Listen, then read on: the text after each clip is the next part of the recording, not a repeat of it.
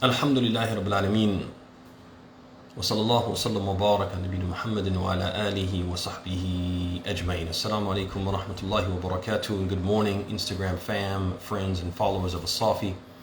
Thank you for joining me for another installment of Revert Reflections and the final installment of this week's series under the theme Practical Means and Methods to Hang On and Hang In When Your Faith is Being Tested.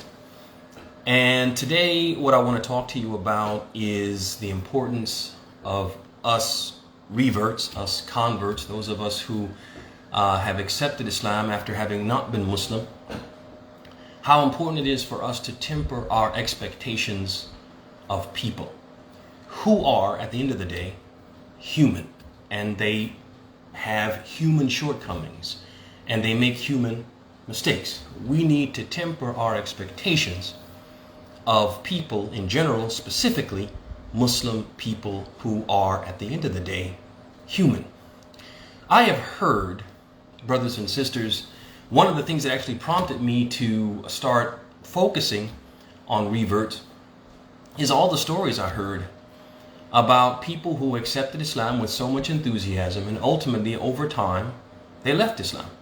They stopped being Muslim, or at the very least, they distanced themselves from the Muslim community. They became isolated, and they did that because of how they were mistreated by Muslims once they became Muslims and joined the Muslim community. And many of us, and myself included, I can go back to the time I reverted a long time ago.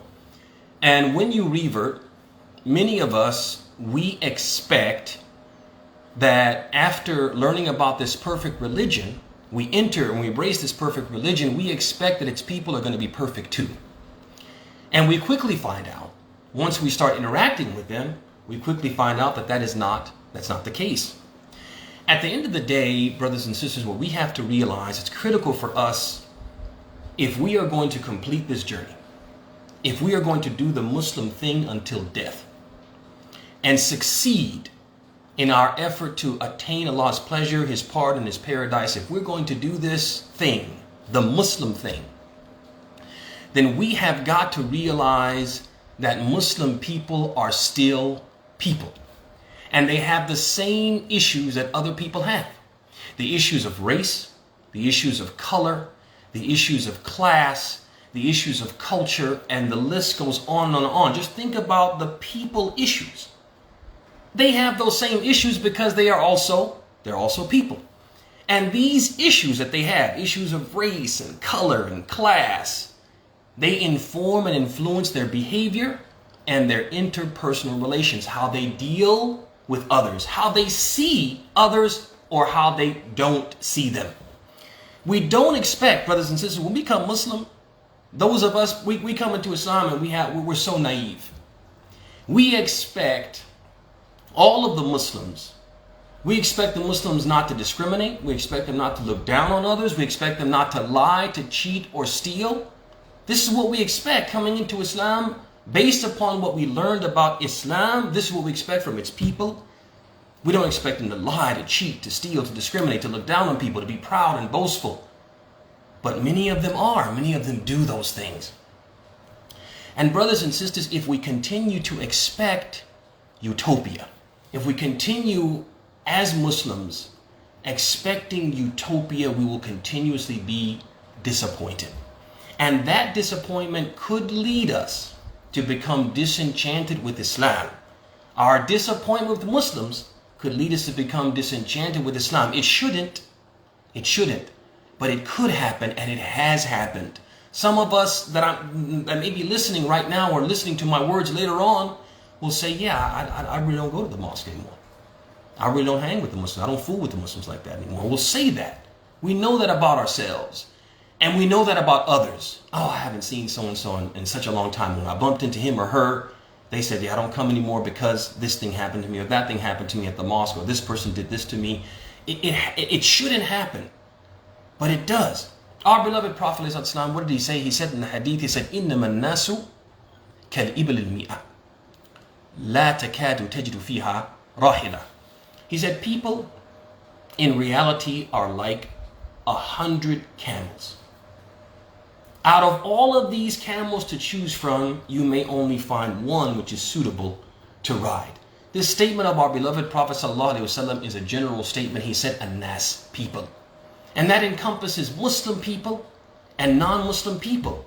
Muslims and non-Muslims, he's saying, are like al-ibl al-mi'ah, like 100 camels, and you might not find one of them that's suitable to ride. One of them that's suitable to be a friend, a close companion. One of them who doesn't have these issues that make you feel mistreated, disregarded, disrespected, and make you want to step away from the community.